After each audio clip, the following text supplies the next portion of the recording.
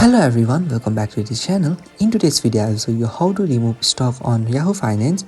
So let's get started. First, it is to note that the Yahoo Finance stock doesn't mean that you are buying it. It is really just a ticker symbol of a company. So when you add a stock to your watchlist or portfolio, you are just tracking that ticker. You can also record shares, transaction or loads if you want to track your investment. Now open the Yahoo Finance app on your phone and make sure that you are signed in with your Yahoo account. Now scroll down a little bit.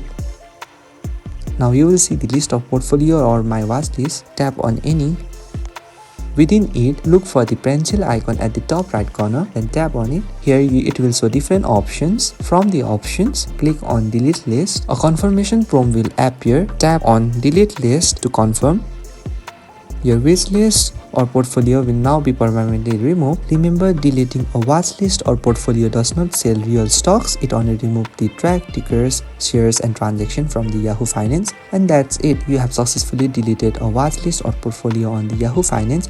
So if this video helped you, please do not forget to like and subscribe to the channel. Thank you for watching and I will see you in the next video.